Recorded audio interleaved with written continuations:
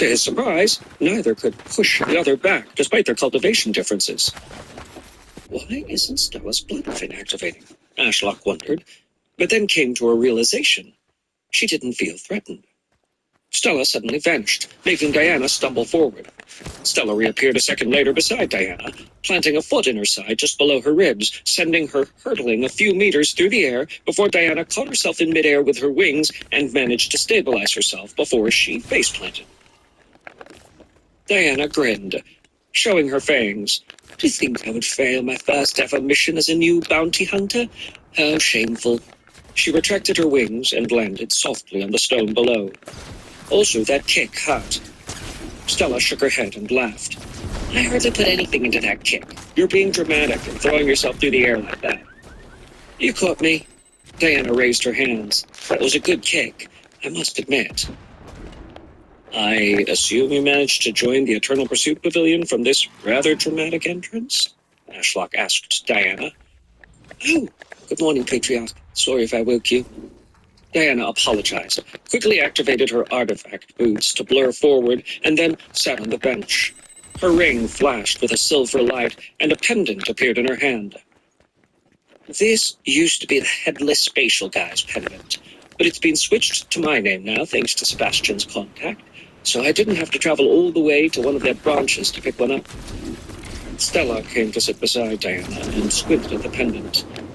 What name did you register with? Diana Ravenborn, she sighed. Sebastian's contact refused to let me register with a fake name. Apparently, if it's discovered that you registered with a fake name, you are banished on the spot. Interesting. Did the contact explain why? Ashlock asked. It seemed like a strange requirement for an admittedly very public underground organization focused on killing people. Diana flipped over the pendant. Inserting some key, the whole thing glowed, and Stella's bounty appeared. Death of Stella Crestfallen. Target's estimated threat level, Starcore 1, unverified. Affiliation with Ashfallen Trading Company, Starcore 9, unverified. Bounty, 6,000 Yingxi coins, double if completed by sundown. Failed. The bounty is placed by Nox Duskwalker, and the target is at the marked location. For more information, consult a Lotus informant. Bounties are tied to the name of the person who ordered them, so in this example it would be Nox Duskwalker. Names have a reputation, and I was already advised against taking bounties from a few people. That's rather inconvenient, Ashlock grumbled. Your surname connects you to the Blood Lotus sect, Darklight City, and if Nox hears of it, she may recognize it. Diana nodded. That's true, but the only time my name will appear publicly is if I place a bounty. When I sell pills for Yingxi coins, only the Lotus informant I am selling to will be aware of my full name if I want to remain as anonymous as possible. Besides, we can always use a proxy to place the bounties. A proxy? Stella asked. You can transfer Yingxi coins to someone else and have them place the bounty for you using their name. Diana shrugged. They're willing to sacrifice their reputation for a little credit on the side. Should be fine then, Ashlock mused. So these Lotus informants are like guild NPCs that act behind the scenes. Good to know. Unaware of his thoughts, Stella said, I pressed. Did you ask the Lotus informant person about my bounty? Yeah, alongside others, to not look suspicious, Diana replied. You have one of the highest bounties that a person of the Crimson Tracker rank will take, so you will have many mid-level Starcore fools after you. Crimson Tracker? Stella tilted her head. What's that? There are 3 ranks of bounty hunters, from my understanding. I am currently of the lowest rank, an Iron Seeker. Since I am strong enough to be Crimson Tracker, which is the next rank, I will be promoted if I go to a branch and take some tests because of who recommended me. Diana paused. So your bounty appeals to these people the most. It may be an unverified one, which means your true strength is unknown, but it's paying triple any other bounty the Lotus informant recommended. So, some desperate people will hunt him despite the risk. Stella hummed in thought. What were the other bounties like? Lots of ones for around 1,000 to 3,000 Yingxi coins for all types of people. Many merchants were on the list alongside scions of families I assume reside in the Tainted Cloud sect, since I didn't recognize their surnames. Diana tapped the pendant as she tried to remember. Oh yeah, there was one for 100,000 Yinxi coins for the Blood Lotus Patriarch. I was told a bounty like that would only be taken on by a Jade Sentinel, which is the highest rank. They are the elites of the pavilion. But maybe Ashlock could kill him and credit me for the kill. That's a great idea, Ashlock replied. He should be strong enough to fight the Patriarch within the next year. But for that, he needed peace and quiet so he could focus on getting stronger. Not wasting ki on charging up his ants to kill these Crimson Tracker idiots and possibly a few Jade Sentinels. The corpses are tasty, but it's just annoying, Ashlock mulled. I want the Red Claws to start taking on cultivators of other affinities from Darklight City, but with bounty hunters snooping around, it's too risky. I don't want the bounty hunter to slip in under the guise of joining the Ashfallen sect just to stab Stella in the face. There was a solution. Ashlock could have Kaida infuse his will through divine ink to create contracts similar to oaths, as they were overseen by the heavens. But for that to happen sustainably, Kaida needed an ink affinity bastion to call home, where he could cultivate ink ki. When did I last check on Kaida at this ink tree? A few days ago? Maybe it's taken on ink affinity by now? Ashlock's vision blurred as he descended the mountain through his roots and into the well-obscured rock ship that housed the Ink Lake. Ashlock had been making use of Nocturnal Genesis to speed up the growth of himself and his entire forest, but the skill really showed its value by speeding up the development of the tree in the Ink Lake and those that made up groves. For example, the illusion affinity trees that Elaine had been cultivating in the middle of for the last 2 weeks were now releasing even more ki as their cultivation stages increased. Kaida was lounging on the rocky shore of the Ink Lake, reading over one of the many books Ashlock had given him. The lindworm lazily flipped the pages as his long tail trailed off the Ink Lake and swished around, causing ripples. As much as Ashlock loved his pet snake and wanted to say hello, he first checked on what he came for. Using Progeny Dominion, since its restriction of soul damage wasn't so big of a concern anymore, a fragment of his soul traveled through the roots and entered the tree. Ignoring Kaida's surprised shriek from the tree bursting into flames and pressure descending on the room, Ashlock could confirm that the weak little tree had a tiny soul, attuned to the ink affinity, which meant it was time to create his second ever bastion. Chapter 64. Literally, a tree. Before Ashlock could create his second ever bastion, he needed Kaida to stop freaking out. It's me, Ashlock said in as soft a voice as he could muster. Calm down. But it was already too late. Kaida had already inserted his ki into one of his scales near his neck. The ancient runic words he had carved into the ink scale glowed with a heavenly light, and before Ashlock got a chance to read what had been inscribed, the scale consumed itself, and a purple glow suddenly enshrouded Kaida. The lindworm began to float into the air with his tail still curled on the ground. His claws were opened at his sides, as if ready to lash out, and his golden eyes were firmly set on the tree ablaze with spatial flames before him in the middle of the Ink Lake. So you learned levitation? Ashlock said casually. I didn't expect you to learn how to fly before you got wings. Kaida seemed to finally realize the suddenly flaming tree was his master, not an attack on himself or the midnight Inkwing eggs he was entrusted to protect. Kaida visibly relaxed and began hissing happily. He lowered to the ground, stopped glowing with the purple light, and etched into the ground in ink with the tip of his claw. Yes. You were never one to speak much, were you? Ashlock laughed at Kaida's simple response. Kaida reabsorbed the ink into his body to not waste any of his precious ink, and then wrote, Prefer reading. Writing hard. I suppose most would consider reading easier than writing, but in your case, it's even more so since you can gain heavenly insight from words written via ink in a book. That's how you managed to learn the levitation technique, right? Is it from one of those books I gave you from the Azure Clan? Kaida nodded his head instead of bothering to write a response. Now that everything had calmed down, under the flickering light from Ashlock's ablaze offspring, he could read some of the ancient runic words inscribed into Kaida's scales. It was clear that Kaida had not been idle the last few weeks since leaving the Mystic Realm, as he already had something prepared on around 20 of his scales. This was impressive, considering it had taken him half a day to comprehend the spatial blades technique, and then another few hours to inscribe it into one of his blades. I can see 5 spatial blade technique scales, which should have taken a day or two of concentrating on inscribing, Ashlock mused.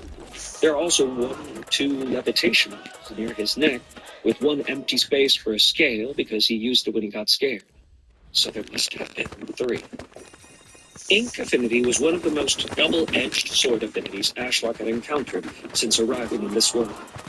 Kaida could use any affinity he wished by exchanging his ink key, just like a moment ago when he used spatial key for levitation, so he didn't suffer from getting countered like other key types, such as light and shadow key. However, that came with a high cost, much like void key. Since ink key is rare, Kaida had to rely on his star core's natural regeneration and converting untamed key, which was highly inefficient.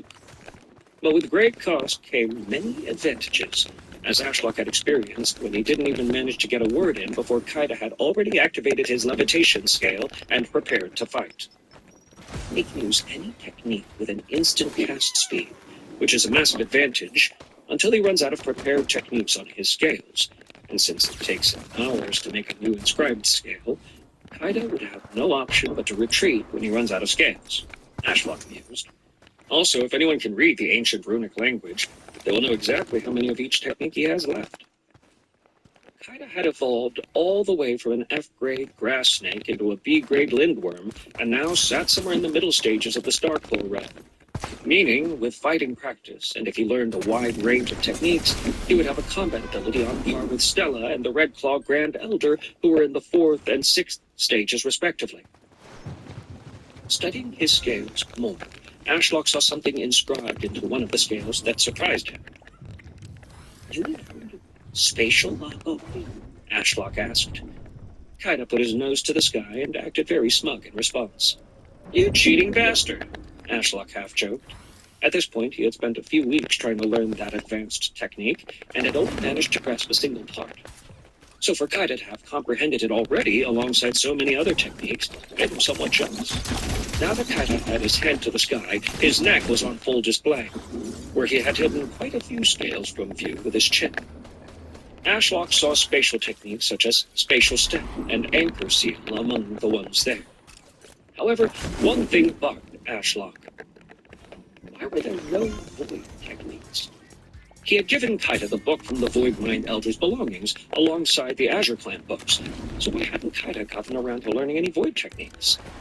Kaida, didn't I give you some technique books belonging to a void cultivator? Why haven't you learned any of their techniques? Kaida lowered his head and etched out on the stone in ink. Void impossible to understand. How so? Kaida hissed with annoyance as he lumbered his 10-meter-long body over to the bookshelf and fished out 2 books from the bookshelf built into the room's wall. Stella or I, as real spatial cultivators, would just use telekinesis to float the books to us, rather than bother walking over. But Kaida would have to sacrifice a scale to use a single technique. Certainly one drawback of ink affinity to consider. Ashlock mused as he watched Kaida place the books on the stone floor and flip them over with his claw. I'm still working out how Kaida will continue in future battles with the bounty hunters coming and the beast tide on the horizon. He will likely be a heavy hitter capable of obliterating someone by unleashing attacks of various affinities all at once. Which is why he had hoped Kaida could learn void techniques. Kaida tapped the books on the floor while looking straight at the tree, as if gesturing for Ashlock to pay attention. How could his pet tell when he was lost in thought? Was his lack of attention that obvious? Yes, I am watching. What are you trying to show me? Kaida rolled his golden eyes before tapping the left book, pushing key into the page of the book under his claw, which Ashlock recognized as a technique book of the Azure Clan that Stella had robbed from their library in the Pocket Realm.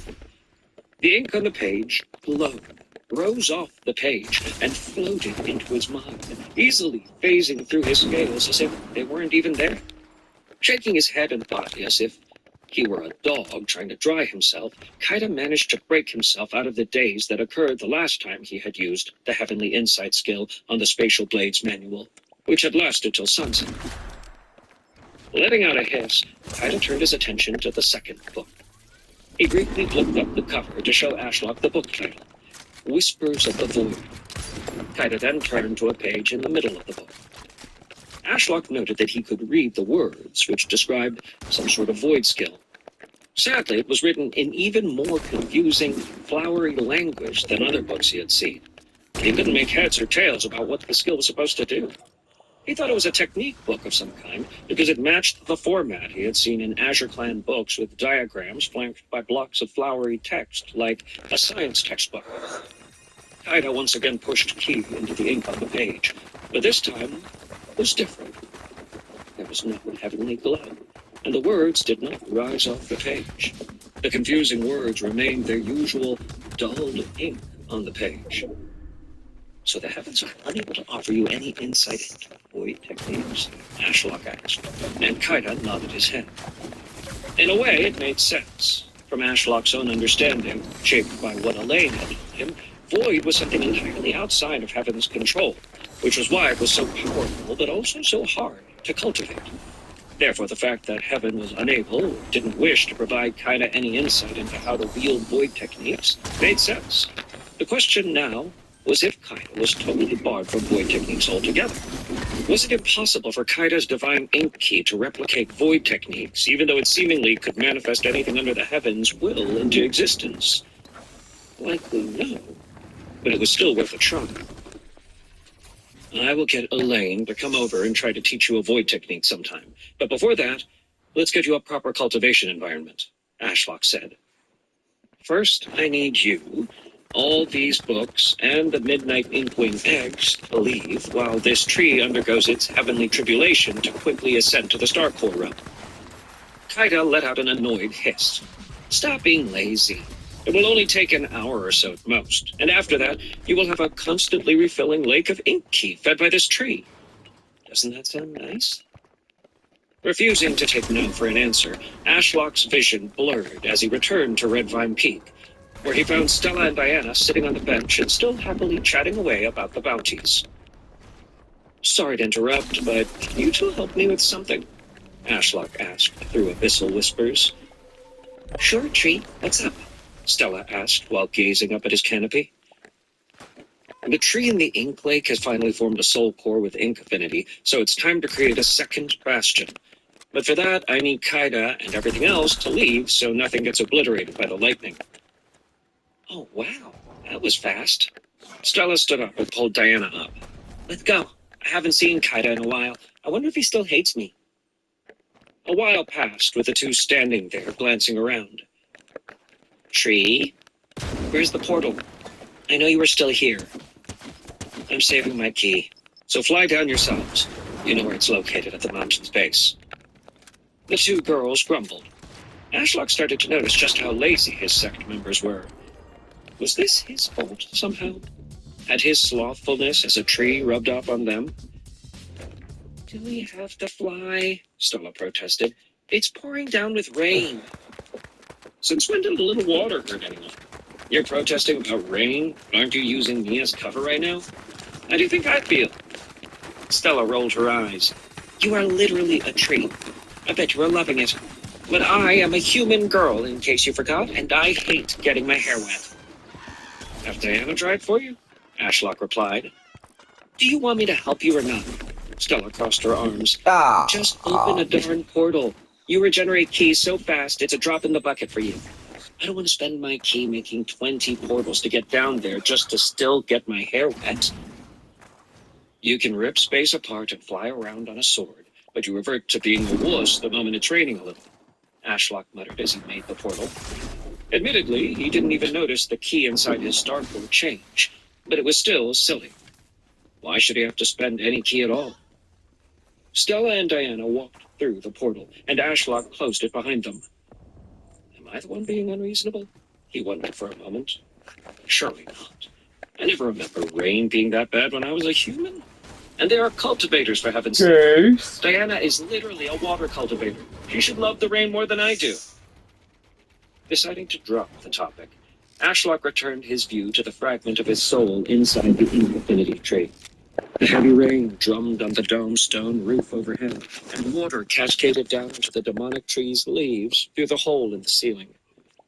Glancing around, Ashlock saw on the shore of the Ink Lake, a dozen meters from the tree, that Diana had embraced Trent in a hug and was busy patting his head. Meanwhile, Stella walked along the sides of the room and absorbed all the books into a spatial ring. This is a good idea. Connie, you okay? Gazing You at the okay? glazed tree Ashlock was inhabiting while resting her head on Titus. Oh, I'm sorry. Someone ascending to You the okay? Stargate realm is treated as a big deal in the wilderness. Doing Okay. this would draw the interest of any cultivators and bounty hunters lurking in Darklight City to this location. Diana did have a point. He should wait until the Mystic Realm in 2 weeks and conduct the ascension there, away from prying eyes, which is what he would have thought in the past. I agree. I should do it in the Mystic Realm. I'm more scared of attracting the attention of powerhouses lurking in there than those around here, Ashlock said truthfully.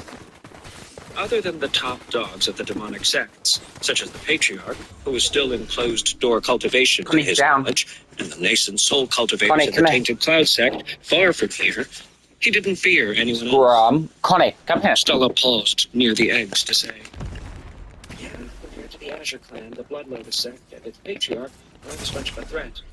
However, we should still be overly cautious of them. Unlike the Azure clan that has been unable to follow us thus far down to this lower realm, we can't exactly run from the Bloodlust sect and their thousands of cultivators. Ashlock replied as he thought of a solution. The entry's ascension to Stargate should take an hour or so at most, compared to an average person who takes weeks. That alone should reduce suspicion, as people will suspect the person ascending failed. But we still need to hide it from those lurking nearby. So, to be on the safe side, while the ascension is happening, I will have Zeus obscure the area with an even larger storm, and Titus can shroud the area in fractured space as well. He would also call Chaos and Larry to watch the perimeter and kill anyone who got too close. The two girls agreed with his plan, and 10 minutes later, all three of them returned to Red Vine Peak and took shelter under his canopy. With everything out of the way, he got Titus and Zeus in position. Gazing up through the hole in the ceiling, Ashlock could see the two giant beings of twisted wood looming over, casting long shadows on the already fierce storm and gray skies. Nobody would find it strange if this heavy storm began to unleash roaring thunder and lightning, Ashlock mused. Little did they know, it's all a cover for a little tree's rise to a realm mortals can only dream of within a person's lunch break. Sometimes Ashlock wondered if he was cheating. But then he had to remind himself of what he needed to kill to gather the 1,000 sacrificial credits it cost to make a bastion, plus the 5,000 credits he spent on getting the skill in the first place. All right, let's do this, Ashlock said to hype himself up. Second floating tree is a go. Under his direction, Zeus raised his hand to the heavens.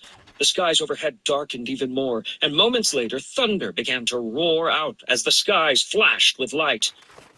Make sure none of your lightning bolts hit any of my children, Zeus, Ashlock reminded the titan of white, marble-like wood. Your job is to obscure and absorb the heavens' lightning, not to cause forest fires and mass destruction. With that talk out of the way, Ashlock opened his beloved system menu and deactivated his SSS-grade skill, Skyborn Bastion. Do you wish to activate the Skyborn Bastion? The cost is 1,000 sacrificial credits, and the required materials to form a Bastion core. The materials in question were the surrounding rock and spirit stones that Douglas had already ingrained into the floating island during its design process. Yes, I want to create a new Skyborn Bastion, Ashlock said, and he saw the message vanish and a new one appear alongside 1,000 credits disappearing from his balance. Forming Bastion core. The mountain began to tremble like last time, and waves of power began rolling across the mountainscape. Titus, destroy the area now, Ashlock instructed, and the Titan of Wild. His purple fire light blazed with power, and the surrounding area distorted as space cracked and twisted to an outside observer. Bastion's key source has been designated as Ashlock. The roots that linked Ashlock to this ink affinity tree were severed and replaced with those ethereal ones that crossed space. From now on, he would always be connected to this tree no matter where it was. Error. Unnamed progeny cultivation too low to operate Bastion core. That's the message I've been waiting for, Ashlock cheered. A part of him had been worried that the error had been a one-time thing. Initiating tribulation. If the storm had been a 5 in intensity before, that system message dialed it up to a 10 almost immediately. A bolt of white light slammed down on the bastion, obliterating the rock ceiling of the room. Blocks of rock tumbled into the ink lake below like an avalanche, causing ink to splash everywhere. Luckily, Zeus had caught one of the other lightning bolts and absorbed it into his body, while another was blocked by a rippling purple barrier, which was Ashlock's A-grade lightning field. Some of Heaven's power made it through their layers of defenses and trickled down to the tree's soul core, causing it to crack and then reform bigger than before. Unnamed progeny, Soulfire second stage. If we didn't dampen the power, the poor tree would be obliterated in a single strike. Ashlock cursed the heavens as he saw another round of lightning coming. Even with his system forcing the tribulation, his offspring still needed to survive it, just like any other cultivator. Still, since he was speed-running the process, the little tree did not have a strong enough soul to survive. You're lucky to have such a powerful dad who can help you through this, Ashlock said, but knew the tree would hardly understand him. Until the tree had formed its own star, it was incapable of complex thoughts. Unnamed progeny, Soulfire, third stage. Unnamed progeny, Soulfire, fourth stage.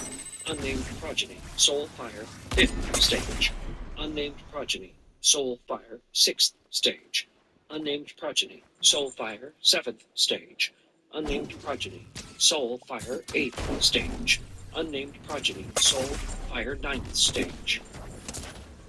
After many minutes of having its soul core nearly obliterated and then reformed, it was finally large enough and filled with ki to rapidly expand outward into a blazing ball of darkness. It was time for the tree to form its star. The miniature sun that looked like the planet Neptune, dipped in ink but on fire, rose above the tree's canopy and through the half-wrecked ceiling. The heavenly tribulation seemed to take this as a direct challenge as the lightning increased tenfold, forming Starcore. Zeus and Ashlock worked tirelessly to try to shield the ball of ink ki from being vaporized, and after an agonizing 10 minutes that burned far more of Ashlock's ki reserves than he was comfortable with, it was done. The storm overhead relaxed to its previous vigor. Starcore formed. The star core of ink ki fell back into the tree. Bastion's operator has been successfully designated as Unnamed Progeny. Bastion's affinity type set to ink. Ashlock then noticed a ball What the of ink larger than a person, I pressed. which was different from the amethyst crystal that had formed below Willow. Skyborn Bastion active. The ground finally stopped. It was all finished, or so Ashlock had thought. Ink began to seep through the tree's bark and rippled on the surface into a shape. Text. Rune text, to be exact. His offspring was writing to him. He waited patiently, and the result was hard to decipher, but there was no doubt about it. Either, please, give me a name. His offspring wanted a name. Chapter 65. Flying Library. Ashlock had been so focused on keeping his offspring alive through the tribulation that he had mostly ignored the system's messages in favor of keeping the lightning ki barrier active and directing Zeus to catch some of the stray lightning bolts. Of course you can have a name. Just give me a second. Ashlock went into a slight panic as no names came to mind. He had named Willow in the heat of the moment, but now that he had an offspring capable of writing to him patiently, waiting for their name, there was a lot of pressure. It should be something cool. Inky? No, that's too generic. What about Jet? Raven? Ebony? It means something like the color of the ink. So it doesn't feel right. Thankfully, trees perceive time on a longer scale than humans. Ashlock spent over an hour mulling over options while his offspring happily waited. He had never been that interested in having children back on Earth, but after raising Stella and now having thousands of offspring that looked like mini versions of himself, he was glad he didn't miss out on the joy of children in this new life. I think I got it, Ashlock said with far less certainty than he probably should after having spent so long in thought. What about the name? came from the ink tree he was inhabiting. Ashlock could only chuckle. He suspected Quill would have been happy with any name he could come up with, but he thought the name was very fitting. Okay, from now on, you shall be known as Quill Ashfallen. Bastion's operator had been successfully designated as Quill Ashfallen. Phew, okay. Now that you have a name, could you fly the Bastion to Redvine Peak while the storm is still going? It will act as a natural camouflage. Ashlock asked. Quill responded by pulling on Ashlock's key reserves. Spatial ki from Ashlock's star core poured through the ethereal roots that connected them and entered Quill's soul, where the spatial ki was converted into ink ki and then sent down into the Bastion core. Despite the drain on his star core, Ashlock let the events planned. This was the first time he had a Bastion of a different key type, as Willow had a spatial Bastion core. So this was a worthwhile experiment. I guess it worked similarly to my ants, where Titus is the cheapest to power up, so there's no need to convert my spatial key into another key type like Void or Fire. The ground began to shake as Quill operated the ship and made it rise. The rock supports tumbled down into the hole the Bastion had been carved from. Titus and Zeus keep up the spatial distortion and storm overhead until the Bastion is reached the mountain peak. Ashlock was holding the two hands standing on the Bastion's surface. So far, their concealment had worked, as nobody had shown up in the last hour, so there was no reason to relax until the Bastion was safely secured on Redvine Peak. Quill certainly wasn't the greatest pilot, as he clipped the canopies of some nearby evergreens while trying to fly up into the sky. Still, it would be unfair for Ashlock to expect such expertise from a tree that basically became fully conscious an hour ago. Take it slow and steady, there's no rush, Ashlock informed Quill, and he felt the Bastion slow to around half its maximum speed. Clearly, Quill had found the Bastion's top speed too much to handle. Ashlock planned to take control once they neared the top, as he didn't want Quill accidentally ramming an asteroid-sized lump of flying rock into him. However, while he had Quill pulling in his key, and they were shrouded by Titus and Zeus's efforts, he wanted to test the Bastion's capabilities, as he might not get another chance, since he planned for this Bastion to remain as a defensive one on Redvine Peak. System, activate the Bastion's shield, Ashlock said, and he felt the dense ball of swirling ink that was the Bastion's core below Quill's roots begin to spin faster. It then began to expand outward, and as if it were ethereal, it passed through the rock, and soon enough, there was a thin bubble of ink surrounding the ship. Ink shield active. I can't see anything, Ashlock lied. It was as if he had turned off the lights. This is so unlike the spatial shield on Willow's Bastion that dyed the outside world in a purple hue. It was still translucent so one could see through. This ink shield is like the cultivator equivalent of black tinted windows. Perfect for obscuring what was going on from outsiders, but terrible for those on the Bastion, as they had no way to see what was happening beyond the ink shield. Okay, I tested this out beforehand. Ashlock deactivated the shield, and then asked the system to activate the artillery. Giant flowers that looked like roses dipped in ink sprouted from crevices in the rock. Ink artillery active. Ashlock dismissed the system notification and surged some ki toward one of the flowers. He only targeted one, as he didn't plan to waste more ki than needed. A glob of ink formed on the flower's petals by consuming far more ki than he felt reasonable. Is that it? Ashlock wondered. All that ki for a mere blob of ink? Sure. He tried to transform it into something to little effect, which was concerning. He didn't see how an overpriced blob of ink being hurled at someone would do much. Hey, Quill, are you able to do anything with this? Ashlock asked his new Star Core offspring. I will take control of the ship so you can concentrate. Just try to shape it or something. Ashlock felt Quill concede his control of the ship to him, and he promptly doubled the speed to the maximum, which made the demonic tree blaze with purple sulfur. But ink also covered its trunk, which showed that when Ashlock merged his soul fragment with Quill, they became a dual affinity. Two minds and souls in one body. The ink rippled, and Quill wrote on his finger, Father, what effect should I do? You can put an effect into the blob of ink. The ink rippled to show a new word. Yes. Ashlock spread out his spiritual sense. All around him was a sea of his offspring, so firing anything at the ground could cause harm to his children. But the effect? Flash of light into the ink blob and fire it into the sky. Okay, Father. Ashlock saw the blob of ink compress into a noodle of ink, and then begin to take on the same of the ancient runic translation for the effect he had told Quill to add.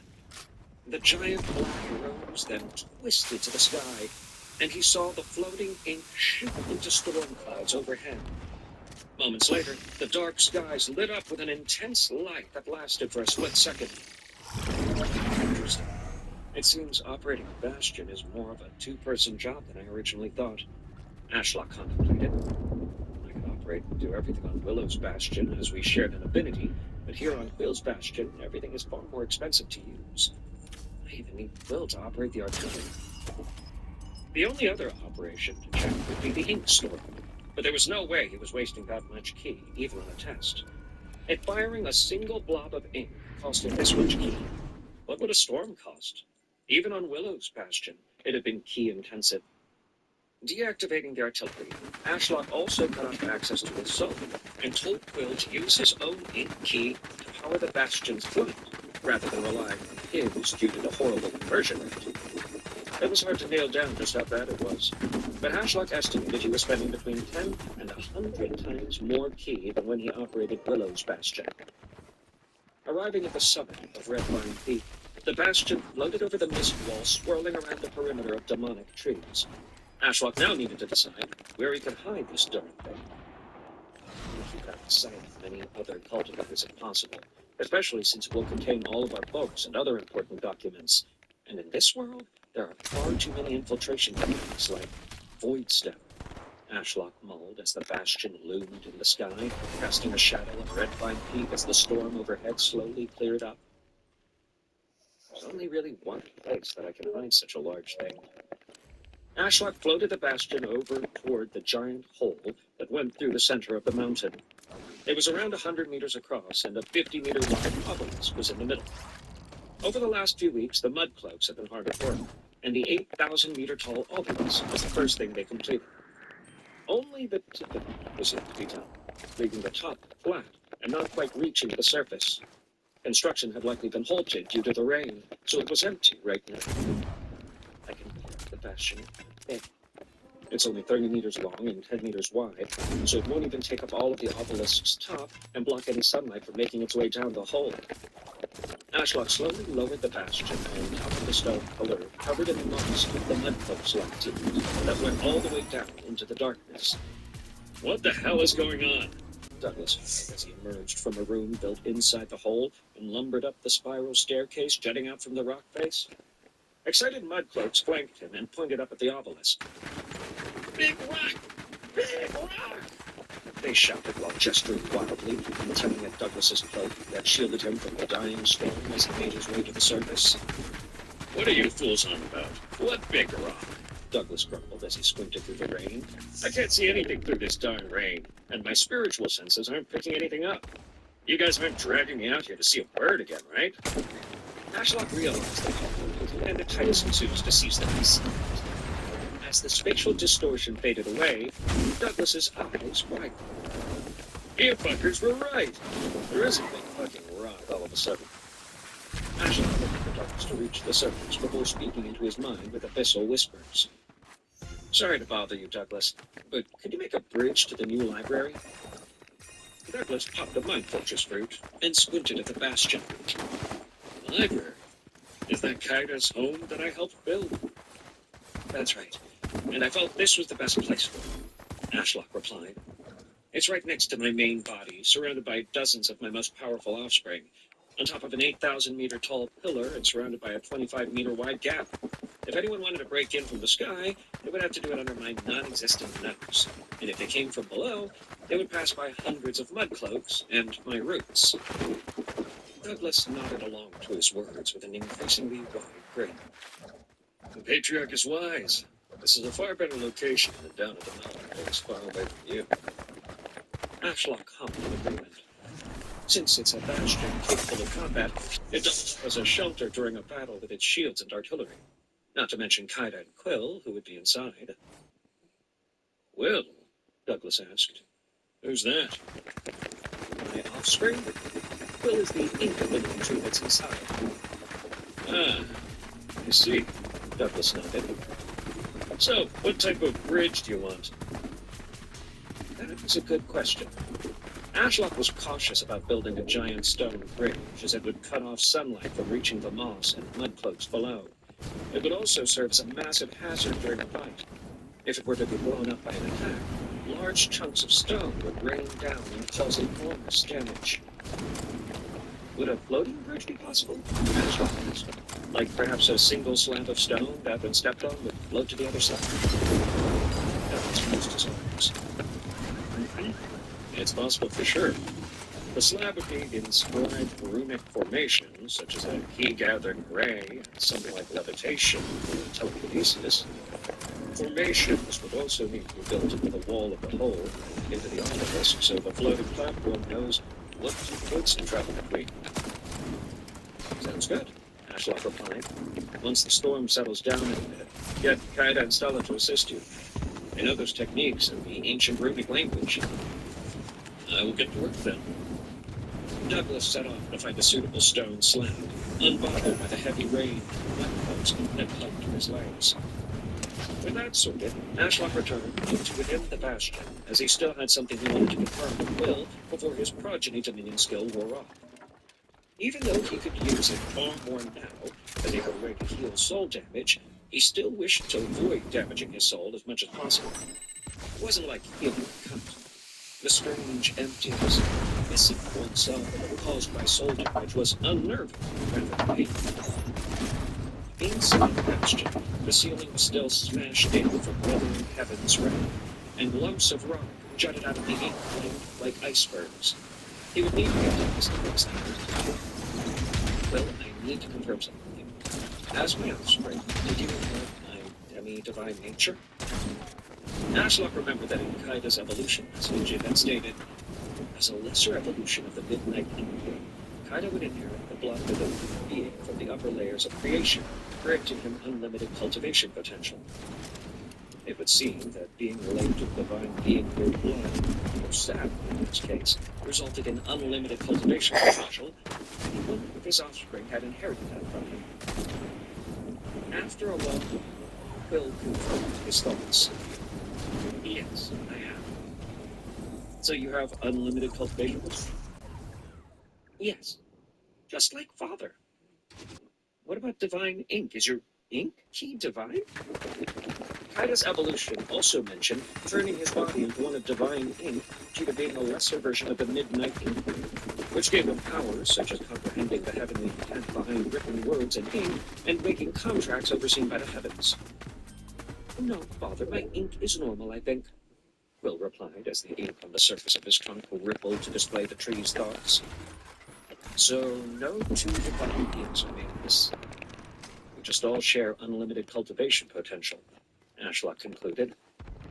I saw Father, Will wrote, and Ashlock realized he had fallen silent. Don't worry. I had half expected that to be the case, so there's nothing to be sorry about. Ashlock quickly replied before his offspring got the wrong idea.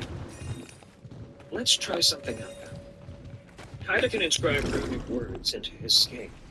Would you be able to do the same to your... Kaida's entire body was made of divine ink, so he could change his body's size at will, and losing a scale wasn't any more of a deal than spending some ki. However, Ashlock didn't see why Quill couldn't follow suit. He rewrote his book, especially with Ashlock's S-grade skill, Nocturnal Genesis, boosting growth at night. I will give it a try, Quill wrote. The ink coating a section of his bark then shifted until it spelled out the ancient runic words for flash of light. The ink then began to slowly harden and fill with ki, and Ashlock was reminded of how it took a while for Kaida to inscribe his ink scales. Doesn't that make the Bastion's attack really powerful then? Ashlock mused. It had fired almost instantly with the effect I told Quill to have. An hour or so passed, and the ink finally finished drying. Even when Quill withdrew his ink into a star core, those ancient runic words remained on Quill's bark. All right, Quill, people are coming, so now is a great time to test it, Ashlock said, and he felt ki surge through the tree. The ink words glowed with power. The door to the room swung open, and Stella strode in with Diana, Douglas, Elaine, and Kaida in tow. Tree, are you in here? The entire room lit up with a weak but blinding light that surprised the three intruders. Ah, what the hell? Stella cursed as she blinked away the light. Ashlock felt a wave of amusement from Quill. It seemed the Ink Tree and Kaida would get along as friends, as they both enjoyed pranks. Chapter 66. Statues. Ashlock felt the prank was in good taste, but still felt bad. What's that for? Stella complained to the ablaze tree in the center of the ink lake that Ashlock was navigating while shaking her fist. I apologize. I was testing Bill's ability to use ink key, and just so happened to conclude our test as you walked in, Ashlock said in abyssal whispers. Stella rolled her eyes as she paused at the shoreline. Uh-huh. You know I felt your presence pass over me as I entered, right? I know you were watching. She crossed her arms and seemed somewhat vexed. Don't lie to me. Fine, Ashlock said. It was just a joke and a good test. You didn't even manage to react to the flash. Imagine if you had been an intruder. That would be a rather effective attack. Stella pursed her lips. That's true. I didn't feel any light key until it hit me. See? It's a good job that we tested it. It would have been pointless if you knew it was coming. Ashlock tried to justify it as best he could, and seemed to be slowly convincing Stella as she sighed. She was about to open her mouth to say something when she was interrupted by Kaida slapping his tail in the ground and laughing by hissing. Kaida stopped laughing. She was just about to forgive me, Ashlock said directly to the snake. He had been so close to forgiveness just for Kaida to piss her off even more. Look, she is glaring at you now. If you keep laughing, I won't return your bugs, you know? Stella looked deathly serious. Kaida, buddy. Douglas pulled Kaida's head into a hug and whispered into the lindworm's ear. When she gives you that death stare, I would be careful. Last time she looked at me like that, I found myself hanging through a portal 1,000 meters up. What did you say? Stella looked between the two. Kaida stopped hissing and exchanged a look with Douglas. The two seemed to enter a brotherhood, and they fist-bumped each other. Who had taught Kaida how to do that? Was it Douglas when they had been building the floating platform earlier? Neither seemed willing to answer Stella's question. Kaida quietly slithered past her and into the rock-filled ink lake, making sure to avoid splashing near Stella, who was standing on the shore in mostly white clothes, which Ashlock found rather brave. Maple, who had been sleeping on Stella's head, smacked her forehead before rolling over and back to sleep. Don't hit me. How am I being unreasonable? Stella grumbled as Kaida swam around the boulders in the ink lake, and then curled his 10-meter-long body around Quill. The ink tree seemed to find the sensation of a divine ink lindworm wrapping around him rather pleasant, like a warm scarf. Ashlock decided to change the topic. Douglas, sorry to ask more, but could it be possible to fix this place up? The tribulation destroyed much of the ceiling, and all these boulders are in the ink lake. No need to apologize, boss. This is my job, after all. Douglas raised his hand, and the purple gemstone of his telekinesis artifact lit up with power. Boulders began to float up toward the ceiling, and under Douglas's power, they softened like clay, and Douglas was able to gradually repair the massive hole in the ceiling. While he did that, Stella stopped making a scene and quietly went to place the books back on the shelf. Nobody else seemed to notice, but Ashlock saw how she had meticulously remembered where each book had been before. She then deposited the 8 large, midnight inkling eggs into the ink lake. Ashlock still needed to decide what to do with them, as they showed no signs of hatching. I should let Larry eat at least one of them to see if it will enhance his aspirate evolution. Ashlock pulled on his tether with the spider, who was prowling through the trees on the mountain range, searching for any bounty hunters that may be lurking. Larry, come to the bastion in the center of the hole. Ashlock told the giant spider. I got a snack for you. It was almost funny how the spider suddenly looked excited as he crawled back to Red Vine Peak at high speed through the canopies. Hardly 10 minutes had passed when Larry arrived at the edge of the hole and was faced with something he had likely never seen before. A 5-meter-wide disc of stone covered in runic lines was docked in a circular cut into the side of the massive hole. Stand on that stone platform. It will carry you to the other side, Ashlock explained, and then held back a laugh as he watched Larry apprehensively crawl onto the platform as if he were scared. Now put some key into it. The thing moved. Larry let out a strange growl of surprise when the stone platform glowed with power and lurched forward. It slowly floated across the 8,000-meter deep hole, and after half a minute, it had docked on the other side. Realistically, Larry could have jumped the 50-meter gap, but watching a giant spider traveling by a man-made floating platform was quite the spectacle. Larry made his way across the small, open courtyard at the front of the bastion, which led into an empty entrance hallway with Kaida's cultivation cave behind thick wooden doors at the far end. Elaine opened the door for him, and he joined the others in the spacious cavern. Ashlock used telekinesis to float one of the 8 eggs over to Larry, which drew the confused gaze of everyone in the room. Eat this. It will help your upcoming evolution. Thank you, Master. For your consideration. You are most kind. Larry opened his maw and engulfed the ostrich-sized egg in a single bite, shell and all. A sickening crunch followed as Larry chewed the egg and swallowed. There was no system message confirming the consumption of divine flesh. Strange. Nothing at work, Ashlock wondered. Maybe he needs to eat more. Floating over another egg, Larry happily devoured it much the same way as the first. Still, no message appeared. There are 6 eggs left. Worst case, eating these eggs gets Larry closer to his S-grade evolution, so this isn't a waste either way. Ashlock floated over another egg, and then another. He kept going until Larry had eaten all but one of the eggs. Larry has consumed the flesh of a divine being. Ha! It worked, Ashlock cheered, and he still had one more egg to spin. I think leaving this one alone to see if it will hatch at best. He concluded while ignoring Kaida's puppy eyes and hungry look. While Larry had been left out of the mystery, this greedy snake had eaten a divine scrambled egg buffet. It was only fair that Larry got priority here. Larry, I will make sure you get to enter the Mystic Realm this time, which opens in another 2 weeks, Ashlock told him before the battle. Hopefully, you will be able to hunt enough prey to reach the S-grade evolution, so make sure to eat well. As master wishes. Larry bowed up toward the tree. Boss, can I leave a wider hole in the ceiling now that Quill has grown larger? Douglas asked, drawing Ashlock's attention. Now that Douglas pointed it out, Quill had grown for the short tribulation, so he was taller, and his canopy spread further. Yeah, leave it like this, Ashlock agreed, looking at the half-fixed roof. What should I do with the last few boulders littering the ink lake, then? Douglas asked.